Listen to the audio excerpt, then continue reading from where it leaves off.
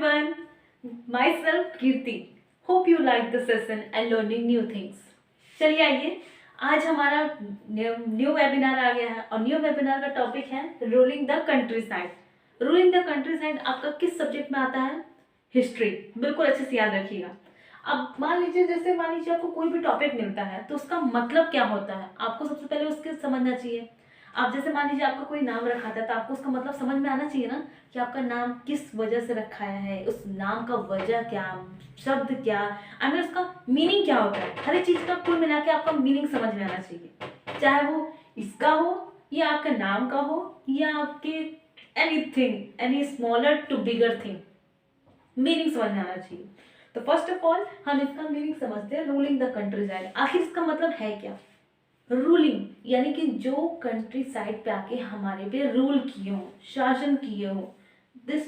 इस टॉपिक का मैसेज एक तरह से यही है, रूलिंग द कंट्री साइड, कि किस तरह से राज किया गया हमारे कंट्री साइड पे। Okay, country side a small village. अब कुछ भी चीज छोटे से शुरुआत करते हैं, है कि नहीं? आप भी जब पैदा हुए तो आप छोटे से ही बड़े हो रहे हैं ना, ऐसा तो नहीं ना है कि आप बड़े से छोटे हो रहे हो। Increasing level of smaller to bigger, this is called a countryside or a ruling party. Okay? कोई भी चीज़ आप छोटे से शुरुआत करते हो, चाहे आपके वो क्लासेस हो, चाहे वो आपके कुछ भी चीज़ हो, हर चीज़ स्मॉलर से बिगर पे जाते हो। ओके, आपकी हाइट भी इसमें बेस करती है। तो रूलिंग द कंट्री साइड में आपके मैंने बता दिया विलेज। अब वो कौन से विलेज में थे जो कि पहली बार आके पता नहीं कौन आके राज किया, ये सब के बारे में अभी आपके सवाल उठ रहा होगा। आखिर वो कौन थे जो हमारे कंट्री साइड पे आके राज किए थे? कौन थे वो? ब्रिटिशर्स थे। आपको ये बहुत अच्छे से जानकारी होगी कि ब्रिटिशर्स थे जो हमारे इंडिया पे आके राज किए थे। राज एक तरह से ऐसा कि अपना हुक्म चलाना, कि जो मैं कह रहा हूँ वही तुम लोगों को करना रहेगा, वरना मेरे अलावा कुछ भी करोगे तो मैं डायरेक्ट काट दूंगा, मार दूंगा, एक्सेट्रा एक्सेट्रा, एनीथिंग। एक तरह से जुल्म ढाते थे कि मैं जो कह रहा हूँ वही करो, अन्यथा मैं सीधे उड़ा दूंगा। ये था ब्रिटिशर का, यही मानना था कि मैं जो कह रहा हूँ वही करो। तो इसमें आप देखिए इन्होंने क्या किया, इसके बारे में पढ़ेंगे। तो फर्स्ट है द कंपनी बिकम द दीवान। अब जो कंपनी थी वो दीवान कैसे बनी, दीवान को क्या कहते हैं, ये हम जानते हैं। ऑन 12 अगस्त, 12 अगस्त को 1765, जैसे आपका इस टाइम चल रहा है 2020, तो 12 अगस्त 1765 को द मुगल एम्परर, जो मुगल का उस टाइम शासन चल रहा था बच्चा, 1765 को किसका शासन था? मुगल का शासन चल रहा था। ओके, मुगल यानी कि जो मुगल लोग थे, मुस्लिम लोग थे, उसमें जो राजा थे वो हमारे पे पहले राज करते थे। तो Mughal emperor appointed the east India company. ठीक, मुगल एम्परर ने ही अपॉइंट किया ईस्ट इंडिया कंपनी। अब ईस्ट इंडिया से आप बिल्कुल समझ रहे होंगे, जो हमारे इंडिया के ईस्ट साइड है। ओके, ईस्ट साइड है, east India company as the diwan of Bengal, यानी कि जो ईस्ट इंडिया कंपनी है उसी को दीवान ऑफ बंगाल कह दिया गया। ये दीवान मीन्स एक वन टाइप ऑफ हेड, एक लीडर, जो आपकी, जैसे मान लीजिए कोई भी आपके घर में एक मुखिया होगा, मुखिया जो आप पे कुछ अच्छा करते हो तो अच्छा बोलता होगा, गलत करते हो तो उसको समझाता होगा। This called diwan in this chapter on this topic. Okay, diwan of Bengal, तो यानी कि दीवान ऑफ बंगाल को ईस्ट इंडिया कंपनी अपॉइंट कर दिया। कौन? मुगल एम्परर ने अपॉइंट कर दिया east India company diwan as the Bengal. Okay, ये कब हुआ था? 12 अगस्त 1765। ओके, नेक्स्ट है as diwan the company become the chief financial administration of the territory under its control. अब मान लीजिए आपको कुछ चीज छोटा सा एक मान लीजिए क्लू मिल जाता है या आपको छोटा सा बढ़ावा मिल जाता है कि आप पढ़ो, तो आप क्या करते हो? उसका फायदा उठाते हो और आप और पढ़ना स्टार्ट कर देते हो। इसी तरह ईस्ट इंडिया कंपनी ने क्या किया, उनको एक छोटा सा गांव दे दिया गया कि आप अपना फाइनेंशियल एडमिनिस्ट्रेशन, अपना खुद का जो सके पैसा वगैरह या इकोनॉमिक ग्रोथ करना हो तो इस छोटे से कस्बे या इस छोटे से गांव से आप कर सकते हो। फिर उन्होंने क्या किया, इसका फायदा उठाया। ओके, उन्होंने फायदा उठाया कि chief financial administration of territory under its control, यानी कि अपने कंट्रोल में लेते आए कि बस अब ये मेरा ही है, अब मैं धीरे धीरे इसमें क्या करूँगा, राज्य करूँगा, शासन करूँगा, अपने किस में लाऊंगा? कंट्रोल में। ओके, कंट्रोल में लेते आएगा। तो इसमें क्या होगा कि जो चीफ फाइनेंशियल एडमिनिस्ट्रेशन है, जो अपना टेरिटरी है, वो अपने कंट्रोल में लेते हैं। यानी कि यहाँ से लेके यहाँ तक आपको समझ में आ गया होगा कि किस तरह से शुरुआत कहाँ से किया था, मुगल एम्पायर से, फिर धीरे धीरे अपना ईस्ट इंडिया कंपनी दीवान बना दिया एक तरह से अपना पूरा। सबसे पहले एक घर बनाया जिसमें हम लोग बैठ के राज करेंगे, साइन करेंगे। सेकेंड पॉइंट है कंपनी बिकम चीफ फाइनेंशियल, यानी कि अपना फाइनेंशियल एडमिनिस्ट्रेशन बनाना स्टार्ट कर दिया, उसके टेरिटरी को धीरे धीरे कब्जा करने लगा, फिर अंडर कंट्रोल अपने पूरे कंट्रोल में करने लगा, यानी कि कब्जा करने लगा। Crops for Europe. अब नेक्स्ट है आपका पॉइंट, कौन से ऐसे क्रॉप्स थे जो यूरोपियन आए, कहाँ आए, यूरोपियन कहाँ आए थे, इंडिया में आए थे। ओके, ये सब मैं इंडिया का ही बता रही हूँ, विदेश का नहीं है, not a for world, this is all for India. India में जब आए थे यूरोपियन, ओके, तो क्रॉप्स, कौन कौन से क्रॉप्स थे जो उनको बहुत अच्छे लगे, या ऐसा कुछ थे जो वो सोचते थे कि हमारे देश में भी ये चीज़ होना चाहिए। जैसे आप कुछ मार्केट में देखते हो तो आप क्या सोचते हो, कुछ नई चीज़ मिलती है तो आप सोचते हो वाह वाह ये हमारे घर में भी रहना चाहिए, तो आप क्या करते हो, उसे खरीद लेते हो, बाय कर लेते हो, ओके, ब्रॉड कर लेते हो, यानी कि ले लेते हो। तो क्रॉप्स फॉर यूरोप में इंडिया से जितने एक्सपोर्ट होते थे वो बता रहा है आपको। ओके, क्या होते थे, ब्रिटिशर्स रिजर्टेड और फोर्सेड, यानी कि इनको फोर्स कर दिया गया, क्या, cultivators in various parts of India to produce the commercial crop. Commercial crop हम किसे कहते हैं, कॉमर्शियल क्रॉप, पहले आप क्रॉप छोड़िए, सबसे पहले आप कॉमर्शियल समझ जाइए, कॉमर्शियल किसे कहते हैं। कॉमर्शियल मीन्स एक तरह से ऐसा होता है जो एक, मान लीजिए छोटे लेवल पे कोई चीज इस जगह से उस जगह, यानी कि इंडिया से दूसरे देश में जाके उसको एक्सपोर्ट करना। ओके, एक्सपोर्ट में समझ रहे हो ना, आयात और निर्यात जिसे कहते हैं। हाँ, जो सामान एक देश से दूसरे देश जाते हैं और उसमें क्या होता है उनका इकोनॉमिक ग्रोथ, यानी कि एम्प्लॉयमेंट एक तो होगा ही, लेबर का चार्ज वगैरह, तो उनको भी पैसा मिलेगा, 100-200 एनीथिंग और any money they were brought. So यही है कॉमर्शियल क्रॉप। कॉमर्शियल क्रॉप भी इसे कहते हैं। कॉमर्शियल एक तरह समझ जाइए जो एक देश से, यानी कि कुछ ऐसा थिंग्स हैं जो किस पे लेवल पे जाते हो, इंटरनेशनल लेवल पे, यानी कि वो अपने ही इंडिया में ना सीमित रहे, वो कहा जाए इंटरनेशनल लेवल पे फॉर मनी एक्सचेंज, और जो जगह यहाँ मिलता है वो जगह वहाँ पे मिलने लगे, तो कॉमर्शियल क्रॉप उसे कहते हैं। तो ब्रिटिशर्स ने फोर्स किया कि आप कल्टीवेट करो, यानी कि उगाओ, ताकि प्रोड्यूस करो, कहाँ देने के लिए, कॉमर्शियल क्रॉप। कॉमर्शियल क्रॉप यानी कि यूरोप में देने के लिए। इसमें बहुत चालाकी करते थे, जो चीज़ आपको 10 रुपए में मिलता था वो क्या करते थे ब्रिटिशर्स, वो आपको 5 रुपए में ही खरीद के लेके चले जाते थे, और अपने देश में जाके उसको 15 रुपए 20 रुपए करके वो अपना क्या कर देते, इकोनॉमिक ग्रोथ कर देते, पैसा बढ़ाएंगे ही, अब भाई ग्रोथ कर रहे हैं, यहाँ से क्या करते थे, इंडिया से सस्ते में खरीद के जाके विदेश में महंगे में बेच देते थे। ये था उनका दिमाग। तो क्रॉप्स फॉर यूरोप। अब कौन कौन से क्रॉप्स थे जो वो ज़्यादा सोचते थे कि इस जगह से हम लेके जाएं, तो ये है जूट जो है बंगाल का, टी है असम का, और ये सब यहाँ पे ग्रोथ होता था, ये सब करते थे और अभी भी होता है। Sugar cane in the United province now in UP. UP means Uttar Pradesh. जो शुगर केन है यानी कि गन्ना जिसे हम कहते हैं, अभी हाल ही में आपने छठ पूजा में तो देखा ही होगा, गन्ना सब घाट वगैरह में सब लगाते ही हैं। So sugar cane in UP Uttar Pradesh, wheat in Punjab, okay, जो गेहूं था वो आपका पंजाब का था और अभी भी पंजाब में प्रोड्यूस होता ही है। कॉटन इन महाराष्ट्र, कॉटन जो आपका है जिसे हम रुई कहते हैं, जो आप दिया में जलाते हो, और भी बहुत जगह कॉटन यूज होता है, आपका गद्दे में होता है, उसका आपका जैकेट में मान लीजिए कोई तो रुईदार होता नहीं है, आपका तकिया हो गया, ये सब चीजें जो कि कॉटन यूज होते हैं वो कहाँ से आते हैं, महाराष्ट्र। ओके, और एक चीज आप और जान जाइए, जो कॉटन है वो कौन से सॉइल पे उगता है, ब्लैक सॉइल। इसकी फर्टिलिटी ब्लैक सॉइल पे बहुत बेस्ट होती है। तो ये आप जाने दीजिए, आपको मैंने सिर्फ एक नॉलेज के लिए बता दिया कि जो कॉटन है वो ब्लैक सॉइल पे उगता है।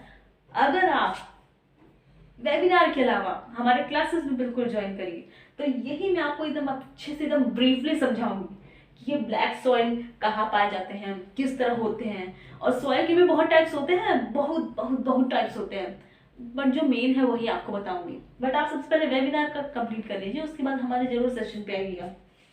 तो कॉटन महाराष्ट्र पे एंड पंजाब में, राइस इन मद्रास, जिसका हाल में नाम है चेन्नई, सॉरी पुराना नाम है चेन्नई, मद्रास आप खुद समझ जाओ। मद्रास आपका पुराना नाम है, चेन्नई आपका न्यू नाम है। ओके, जैसे आपका इलाहाबाद पुराना नाम है, प्रयागराज आपका न्यू नेम हो गया, तो नेम का चेंजेस है। बॉम्बे आपका पुराना नाम है, मुंबई आपका this called new generation Mumbai. So rice in Madras, okay, Madras in Chennai.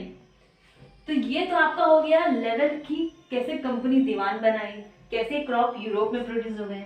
इसके अलावा भी बहुत ऐसे थे चापलूस लोग जो ग्रोथ करते थे ब्रिटिशर्स प्रोविजन को। लाइक बहुत ऐसे ब्रिटिशर्स थे जो कि सोचते थे कि हम कैसे अपना इकोनॉमिक ग्रोथ करें, तो उसके लिए क्या करते थे साहब, अपना कुछ योगदान देते थे। अब वो पैसे का योगदान नहीं था, जैसे मान लीजिए ये सब लोग खेती कर रहे हैं, वेट अ मिनट, जैसे मान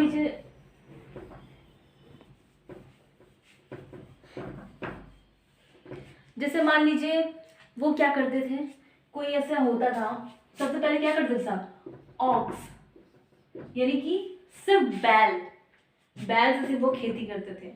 तो उसमें क्या हो गया, उनको लॉन्ग टर्म एग्रीकल्चर का यूजेस करना रहता था, ओके, बट शॉर्ट टर्म के लिए यानी कि क्विकली जो ब्रिटिशर्स थे या जो यूरोपियन थे जो क्रॉप्स मांगते थे, उनको जल्दी चाहिए था, तो वो क्या किए, अपना आइडिया कुछ दे दिए। आइडिया में क्या दिए, HYV सीड्स, मैं बोल रही हूँ कुछ लिख रही हूँ कुछ, HYV सीड्स, ओके, पेस्टिसाइड, और जितने हो सके आपका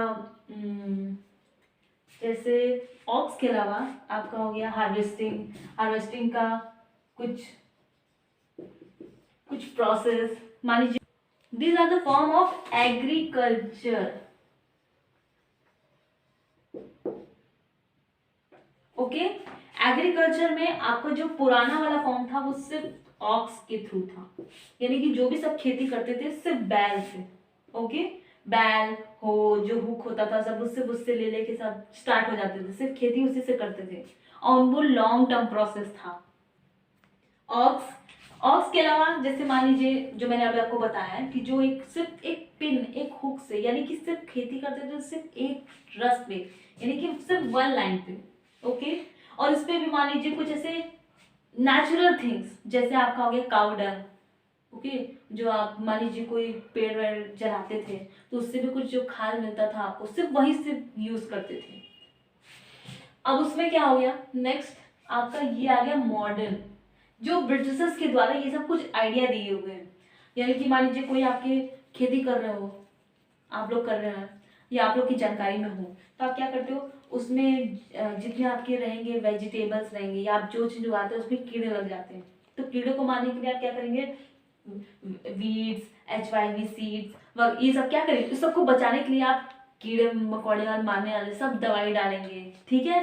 तो ये सब क्या है, मॉडर्न फार्मिंग। पहले क्या होते थे, जितना भी सब खेती करते थे आधे से ज्यादा तो कीड़ा ही साफ कर जाते थे कि हमें खाएंगे, उस सबका उससे प्रोसेस नहीं पता था। उन लोग क्या नेचुरल थिंग्स तो था कि जो काउ डंग था ये तो नेचुरल मैन्योर था, इससे बहुत नेचुरली प्लांट्स ग्रो होते थे। बट ये जो अभी अपकमिंग जितने भी आपके आ गए फर्टिलाइजर ये सब चीज, तो उसमें क्या हो रहा है, आपकी एक तो डैमेज हो रहे हैं, ठीक, जो आपको नेचुरल प्रोटीन मिलना चाहिए वो कम हो गए। ये सब कहाँ का दिमाग है, सब ब्रिटिशर्स का दिमाग है, यानी कि उन्होंने ये सब दिया है कि आप ये सब से क्या करोगे। बट इसमें एक प्रॉफिट है कि ये बहुत क्विकली ग्रो करता है, क्विकली बहुत जल्दी, क्योंकि इसमें बहुत मशीन्स भी है। जैसे ट्रैक्टर में आपने देखा होगा कि पीछे जितने भी मशीन्स रखे हैं, जैसे आप बैल में देखोगे, इन कंपैरिजन पहले की और अब की, इन कंपैरिजन बैल में क्या होता है, सिर्फ 2 हुक लगे रहते हैं और बेचारा एक किसान लेके दौड़ता रहता है। ट्रैक्टर में क्या हो गया, 3 4 5 हुक लगे रहते हैं और इकट्ठे ट्रैक्टर घूमता है बस पूरा साफ, है ना। तो ये क्या है, अब तो ऐसे मशीनरी आ गए हैं कि एक ही सब ट्रैक्टर चलाओ और वो पीछे से सीड भी डालता रहेगा, पानी भी डालता रहेगा, और मतलब एक तरह से मॉडर्न फार्मिंग तो हो ही गया। स्प्रिंकल सिस्टम, ड्रिप सिस्टम, आपने साइंस में तो पढ़ा ही होगा। डीप में आप क्या जान रहे हो, आप तो ज्योग्राफी में बिल्कुल पढ़ोगे। बस मेरा मेन मोटो यही था आपको बताना कि एग्रीकल्चर भी पहले देखिए और अब का कंपैरिजन देखिए। तो पहले उनको क्या लगता था, लेट, पहले कंपैरिजन उनको लेट हो जाता था, तो जितना वो सोचते थे जितना जल्दी हम जा सके तो उनको क्या देते थे, उनको क्विकली यानी कि मॉडर्न फार्मिंग के बारे में उनको बताया, ताकि उनका क्या हो, ग्रोथ हो, जितना हो सके वो ले जा सके एक बार में।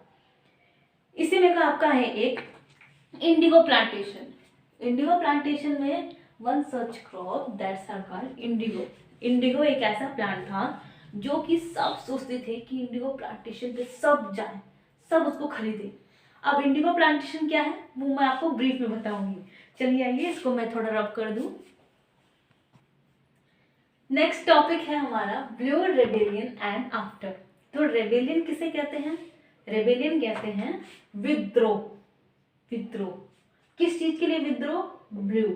अब आप सोच रहे होंगे कि ब्लू यानी कि कलर के लिए, सब कलर के लिए विद्रोह करना स्टार्ट कर दिए, जो आप कलर करते हो मॉम्स क्रियॉन्स और मम्मी पापा पता नहीं कौन कौन सा आप क्रियॉन कलर्स रखे हो, ऑयल पेस्टर, ओके। नो, ये कलर आपको बना कैसे, ये चीज आप कभी सोचे हो, बिल्कुल नहीं। तो इसी कलर के लिए सब विद्रोह करने लगे। अब ब्लू कैसा, ब्लू के लिए इतना लंबा चौड़ा क्या लिखा हुआ है मैम ने, पता नहीं क्या क्या। तो ब्लू एक कलर ही था, blue rebellion means blue colour के लिए विद्रोह। अब वो कलर कैसे बना, सच अ फ्लावर, एक फ्लावर ग्रो करता है, उस ग्रो करने के बाद वो जो आप रोज का भी देखा होगा, रोज को आप उस तरह रश करो तो कैसा pink pink red red reddish colour का आ जाता है, एकदम नेचुरली, नेचुरली कलर जिसे कहते हैं। तो ब्लू कलर का भी एक फ्लावर था, ब्लू कलर का एक फ्लावर था जिसे सब लोग तोड़े और उसको रश करने लगे। रश करने के बाद क्या हुआ कि वो उसका जो कलर था वो कलर एक नेचुरल कलर था, और वो नेचुरल कलर सबको बहुत पसंद आया। उसी के लिए सब क्या किए, विद्रोह करना स्टार्ट कर दिए। अब आप सोचेंगे वो कलर के लिए विद्रोह, हम तो सिर्फ भाई बहन लड़ते हैं कि हम कलर लेंगे हम कलर लेंगे। तो ये जो ब्लू कलर था उसका एक लंबा चौड़ा हिस्ट्री भी था, एकदम लंबा चौड़ा, कि उसमें भी बहुत लोग लड़े हैं, बहुत लोग इसमें शहीद हुए हैं, और वो भी किसकी वजह से, ब्रिटिशर्स की वजह से। अब उन्होंने क्या किया ये मैं पॉइंट में आपको बता रही हूँ। मार्च 1859 में जो बंगाल, ये सब जितना मैंने आपको बताया है पूरा बंगाल का ही बताया है। तो मार्च 1859 में जो बंगाल था वो रिफ्यूजेस टू ग्रो इंडिगो, उन्होंने पहले ही कह दिया कि आपको इंडिगो प्लांटेशन करना, ग्रो करना, एनी हाउ, मारपीट के चाहे जैसे आपको करना है। किसके लिए करना है, हमारे लिए। तो ब्रिटिशर्स ने आपको 1859 में, सॉरी आपको नहीं, ब्रिटिशर्स ने मार्च 1859 में जो बंगाल के लोग थे, लोग में जैसे अब ये नहीं कि जितने हाई सोसाइटी लो सोसाइटी सबके लिए नहीं, जितने पीजेंट थे, पीजेंट रॉयड्स थे, जितने मतलब फार्मर, जितने फार्मर थे उसको कहा गया कि आप इंडिगो ग्रो करो। बट बंगाल के जितने भी पीजेंट रॉयड्स थे उन्होंने रिफ्यूज, मना कर दिया कि मैं आपको इंडिगो प्लांटेशन ग्रो करके नहीं दूंगा। अब आपके मन में सवाल आता होगा कि ये इंडिगो क्या, इंडिगो फ्लाइट है क्या जिससे मैं ट्रेवल करता हूँ, नहीं बच्चा बिल्कुल नहीं। इंडिगो एक ब्लू है, ब्लू का नाम इंडिगो दिया गया है, ओके। अब जैसे ब्लू और इंडिगो क्या है, अब blue flower, blue flower is known as the indigo. जैसे आपको किसी भी चीज में डिवीजन के साथ दिया जाता है कि ये दोनों को मिला के आपका ट्राई कलर बनता है, दैट्स द पॉइंट, कि आपको जो ब्लू रेबिलियन दिया है, यानी कि ब्लू रेबिलियन मीन्स क्या है, इंडिगो का विद्रोह, इंडिगो प्लांटेशन का विद्रोह, यानी कि मैं इस प्लांट को नहीं ग्रो करूंगा। समझ गए, बिल्कुल सही। नेक्स्ट है रॉयड्स। रॉयड्स मैंने आपको पहले ही बता दिया, रॉयड्स में होते हैं पीजेंट बोल दो, फार्मर बोल दो, लेबर बोल दो, एनीथिंग जो हमारे लिए फार्म करते हो, हमारे लिए ग्रो करते हो, plants crops, these are the ryots. तो जो रॉयड्स थे उन्होंने रिफ्यूज कर दिया, यानी कि मना कर दिया। किस लिए मना किया है, टू पे रेंट फॉर द प्लांटर्स, यानी कि जितने सब प्लांट्स ग्रो करते हैं, किस चीज का प्लांट, इंडिगो का, इंडिगो यानी कि blue rebellion, blue Indigo flower का ग्रो करने से मना तो कर ही दिया था, उसके बावजूद रेंट देने से, rent means, rent means not a किराया, it's a tax type, tax, यानी कि मैं उसका जो कहते नहीं है कि जितना आप ग्रो करो उसका टैक्स दो। तो ये चीज ब्रिटिशर्स में था कि आप इतना ग्रो कर रहे हो तो इसका आधा मुझे इसका हिस्सा चाहिए। तो हिस्सा के नाम पे वो रेंट मांगते थे, किराया मांगते थे कि तुम मेरे राज्य में ये चीज ग्रो कर रहे हो तो मुझे इसका आधा पैसा मुझे चाहिए। ठीक, तो ये जो रॉयट्स थे, फार्मर्स थे, पीजन थे, उन्होंने ये चीज देने से भी मना कर दिया। ठीक, अब इसे से आप समझ जाओ, पहले वो सब रेंट भी देते थे, पहले वो सब इंडिगो ग्रो भी करते थे, ये सब, लेकिन अभी किसका बात चल रहा है? रेबिलियन का बात चल रहा है। रेबिलियन मीन्स विद्रोह, यानी कि एक तरह से मना कर देना, डायरेक्टली, एकदम डायरेक्टली उस चीज को एकदम मना कर देना। तो मना में देखिए आप सबसे पहले क्या कर दिया, इंडिगो प्लांटेशन ग्रो करना मना कर दिया। सेकेंड है आपका रेंट देने से मना कर दिया। थर्ड है आपका attack Indigo factories arm with sword and spheres, bow and arrow. फिर नेक्स्ट पॉइंट है आपका, उन्होंने अटैक करना शुरू कर दिया, किसमें? इंडिगो प्लांटेशन में। इंडिगो प्लांटेशन, इंडिगो की जो फैक्ट्रीज थी उसमें armed with sword and spheres, जितने एरो थे, जितने चौकीले, जितने सब पहले नहीं थे, तो भाला वगैरह सब ले लेके दौड़ते थे, उस चीजों से क्या कर दिया, फोर्स लगाना स्टार्ट कर दिया, यानी कि उस सब पे मारना स्टार्ट कर दिया कि नहीं, अगर आप नहीं करोगे तो मैं आपको अटैक यानी कि मारूंगा, डायरेक्टली मारूंगा कि आप मुझे ये चीज नहीं मांग रहे हो। ब्रिटिशर्स मारना स्टार्ट कर दिए कि आप मुझे नहीं दोगे तो मैं आपको मारूंगा। एरोज चलाना स्टार्ट कर दिए, उनके पास बंदूक हर चीज का है ना, हर चीज के लिए, यानी कि एक तरह से विद्रोह चल रहा है। विद्रोह यानी कि मना, मतलब मना। अब उसके लिए लड़ाई छिड़ेगा ही, लड़ाई छिड़ा तो आगे देखिए, those who work for the planters were socially बायकॉटेड, यानी कि जो वर्क करता हूँ प्लांटर के साथ उसे सोशली बायकॉटेड, यानी कि जैसे मान लीजिए आपका कोई फ्रेंड रहे, आप मान लीजिए 3 बहुत बेस्ट फ्रेंड हो, ओके, तो 3 फ्रेंड में से आप इससे बात कर रहे हो, ठीक, लेकिन आपकी इससे दोस्ती एकदम खत्म हो चुकी है, तो आप आपके तीनों बेस्ट फ्रेंड हैं, तो आप क्या करोगे? आप अपने दूसरे वाले फ्रेंड से कहोगे कि नहीं, अगर तुम इससे बात करोगे तो मैं तुमसे बात नहीं करूंगा, ऐसा आप कहोगे ना। तो सोशली बायकॉटेड मीन्स यही होता है, यानी कि समाज से उसको हटा दिया जाएगा। These are called as who has worked at the planter of the socially backward, यानी कि सोशली समाज से उसको हटा दिया जाएगा अगर तुम उसके अगेंस्ट काम करोगे, समाज से उसको बायकॉट कर दिया जाएगा। क्लियर? नेक्स्ट पॉइंट है आपका गुमास्तास। गुमास्तास हम किसे कहते हैं? एक तरह से आप समझ जाइए पेड सर्वेंट। वो किस टाइम का था? ब्रिटिशर्स का था। जो पेड सर्वेंट यानी कि जो आकर रेंट ले, जिसको आपने मना कर दिया था रेंट देने से, तो वो जो आता था वो ब्रिटिशर्स नहीं आता था, बिकॉज वो बहुत चालाक था। तो ब्रिटिशर क्या करता था कि इंडियन को अपने साइड रख लेता था। वो इंडियन क्या करता था, इंडिया को मतलब जो रखता था अपने साइड, गुमास्ता जिसे कहते हैं। तो गुमास्ता एक तरह से ऐसा था जो ब्रिटिशर्स के पास आता था और ब्रिटिशर से पैसा लेता था। उस एक तरह से जैसे आज सरकारी नौकरी, प्राइवेट नौकरी आप करते हो तो आपको पेमेंट मिलता है ना, उस हिसाब से उसको किससे मिलता था? ब्रिटिशर्स से मिलता था। बट उसका काम क्या था? Paid servant. सर्वेंट मीन्स नौकर, यानी कि जो इंडिगो प्लांटेशन जो ग्रो करता था उससे जितना भी मैंने आपको बताया कि वो जाके रेंट लेना, ये लेना, तो वो कौन करते थे? गुमास्तास करते थे। अब वो गुमास्ता और कोई नहीं, इंडियन ही था। इंडिया का ही आदमी ब्रिटिशर्स में काम करता था। वो आके इंडियन से आके क्या मांगता था? रेंट, हमें टैक्स दो, इस जमीन का जितना आपने ग्रो किया उसका हाफ मुझे टैक्स चाहिए। किसने मांगा है? ब्रिटिशर्स ने मांगा है। तो जो गुमास्ता था वो क्या थे? Paid servant who came to collect rent.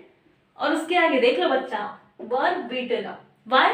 क्योंकि आपने शुरू से लेकर लास्ट तक आपने सुना कि कितने आप सब गुस्से में थे। जितने इंडिगो प्लांटेशन वाले थे ना, बहुत क्राउडेड थे, बहुत गुस्से में थे, सोशली बायकॉटेड। आप खुद ही समझ जाओ, अब मैंने आपको 3 दोस्तों का तो एग्जाम्पल बता ही दिया।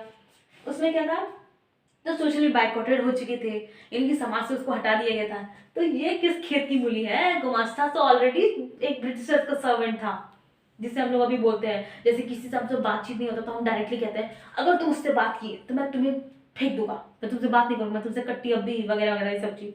तो गुमास्ता तो ऑलरेडी ब्रिटिशर्स से मिले हुए थे, जो कि ब्रिटिशर्स इंडिगो प्लांटेशन जितने फार्मर्स थे उसके अगेंस्ट में थे। तो बस उसको क्या कर दिया? Beaten up. मिलके सब लोग इकट्ठे क्या कि उसको अच्छे से कूच दी, अचार चटनी जितना था सब उसको बना दिए ढंग का। तो गुमास्तास का क्या हो गया? चटनी बन गई, यानी कि बीटन अप। ओके, गुमास्तास आपको क्लियर है? ब्लू रेबिलियन आपको मैंने बता दिया। अब है आफ्टर। आफ्टर में क्या हुआ? जितना आपका विद्रोह था वो क्या हो गया? इंटेलेक्चुअली रोट एक्सटेंसिवली, यानी कि जो इंटेलेक्चुअल मीन्स होता है जो आप रोट करते हो सोच समझ के, इंटेलेक्चुअली रोट एक्सटेंसिवली, सोच समझ के आपने रोट किया, लिखा, और उसको क्या किया, जो एक महात्मा गांधी थे वो 1917 में चंपारण मूवमेंट स्टार्ट किए। चंपारण मूवमेंट किसने स्टार्ट किए, आपने पढ़ा ही होगा, इंडिगो प्लांटेशन पे ही चंपारण मूवमेंट का विद्रोह यानी रिबेलियन स्टार्ट कर दिया। कि किस तरह से जितने लोग थे वो क्या करते थे, विद्रोह करते थे कि नहीं अब जैसे मान लीजिए ये सब क्या किए, मार काट एरो वो सब एकदम समझ आप चप्पल जूता सब चला दिए। लेकिन गांधी जी तो आप जानते हैं, गांधी जी शांति स्वभाव के थे, शांति स्वभाव से जितना हो सके काम वो करते थे। तो उन्होंने ही इस चंपारण मूवमेंट का स्टार्ट किया और जितने फार्मर्स थे उसका कहना माना, कहा कि आपको ये चीज़ सुविधा नहीं है तो मैं आपके लिए करूँगा या आपके लिए मैं कर सकती हूँ ये वो वगैरह वगैरह।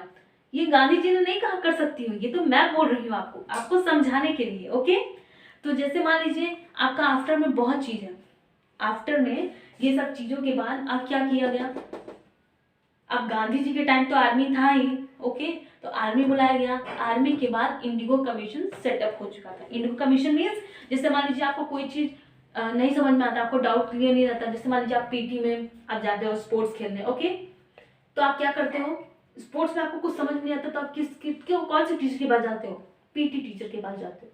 That's why I am telling this. मैंने आपको एग्जाम्पल दिया पीटी टीचर। आप ये मत समझिएगा कि महात्मा गांधी पीटी टीचर के पास जाते थे क्या जाके 1 2 सीखने, नहीं, ये मैंने आपको एक एग्जाम्पल दिया कि जैसे मान लीजिए आपको ये चीज़ की दिक्कत है तो आप इसी के मेन हेड के पास जाओगे। ओके, आपको अगर स्कूल में एडमिशन लेना तो आप प्रिंसिपल के पास जाओगे। ऐसा तो है नहीं कि अपने क्लास टीचर के पास जाके एडमिशन ले लोगे, नहीं ना, यही बात है। तो मैंने आपको अच्छी तरीके से बता दिया। अगर आपको समझ में ना आया हो तो प्लीज़ मुझसे कांटेक्ट करो, ओके, और आप मुझे कमेंट करना ना भूलना। एक चीज़ आप याद रखिए, अगर आपको किसी भी टॉपिक में आपको वेबिनार चाहिए तो आप प्लीज़ मुझे, आप तो जानते ही आएगा, हमें फीडबैक देना ना भूलिएगा, feedback@thegurushishwebinar.com। Stay safe, stay home, okay?